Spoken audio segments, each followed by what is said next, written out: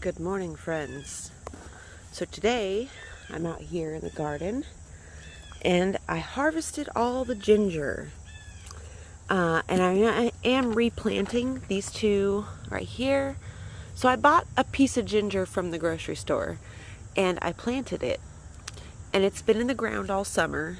It's about 2 plants I planted. I planted one here and I planted one over there, like by that verbena, and they did get very, very big. You could see right here.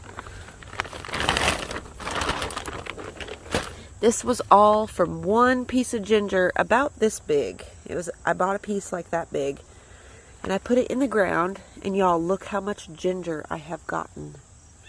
Look at all this. And it just keeps growing. It just keeps on growing. And you can keep them as house plants. I kept the first one as a house plant. I just planted it like last winter. I bought it. And I put it in a pot of soil and it started to grow. And then when the weather was right, I brought it outside and it grows these beautiful plants. And I just think this is so amazing. There's so many things at the grocery store you could do this with.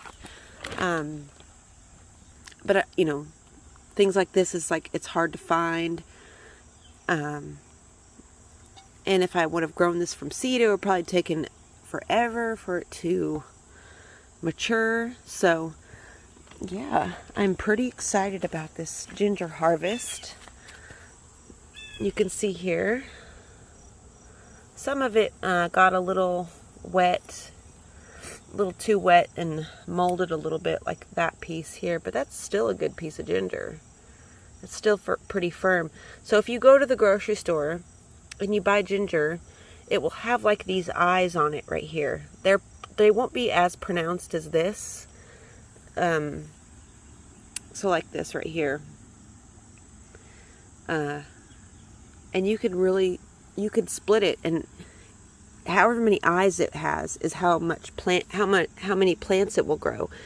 And they're just like basic tubers. They grow like like a dahlia would or anything else. It's so amazing. And I really just wanted to share this with you guys. Just to open up your plant world possibilities. Go get you some ginger from the grocery store. Put it in a pot. And you'll get these beautiful plants. They almost look like Phoenix Robellini plants. They're very striking. Big and beautiful. So I'm putting those 2 in the pot, and those will continue to grow all winter, and you can just keep cutting. You can cut the plant down and it will keep growing. They're just amazing. And I would like to use these. I don't know if I can use these I'm pretty sure I could use the plant itself in incenses or teas or something, but yeah. You guys should definitely grow some ginger. Okay, I finished planting him up, and look how big and beautiful he looks. So we've got all this ginger to dry and save. Love it. There's a few other things that I'm probably going to bring inside for the winter. You could see the leaves are starting to fall off the trees. And they cover the garden. And if you didn't know, you can actually use leaves as mulch. And they really help your soil.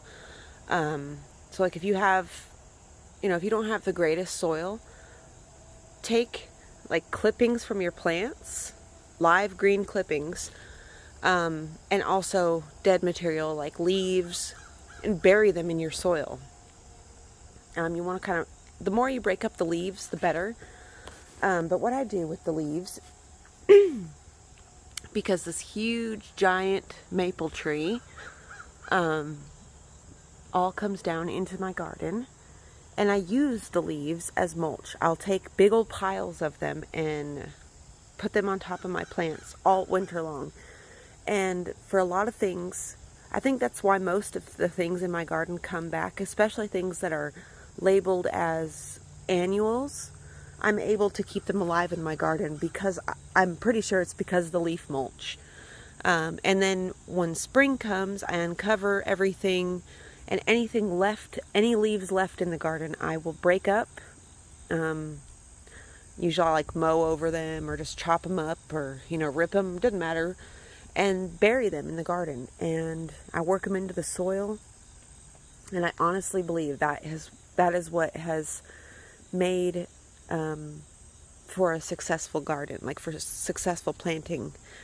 Because when I first started to plant in this garden, you guys, about 5 years ago, I couldn't get hardly anything to grow. I could not get tomatoes to grow. Like when I grew tomatoes, I got hornworms really bad. I got aphids really bad. Like they were decimated. When I grew pumpkins for the first time, they got decimated by squash bugs. Like they didn't grow one single pumpkin. Like I kept having disappointment after disappointment in my garden. But once I started to work other things into the soil, and I was doing this just kind of intuitively. I was burying like pieces of wood in my garden, and I didn't know that helps your soil. Like the more things you bury, like the more green material and dead leaves, sticks, branches, the more things that you put like that in your garden, the healthier your soil will become, because it's like feeding all of the microbes and bacteria and everything in your garden, all the healthy stuff. And I didn't know any of that when I started to garden. I was just like really just running on pure intuition. And like over the years, I've been able to cultivate this beautiful space. It's taken me a long time. It's taken me a few years to get this like this. Like if I didn't, I'm so grateful, you guys. I am so grateful. So grateful for my life. I wish I had people to share it with, more people, but that will all come in due time. I'm not trying to rush anything. I'm not trying to force things that it's not time for. And yeah.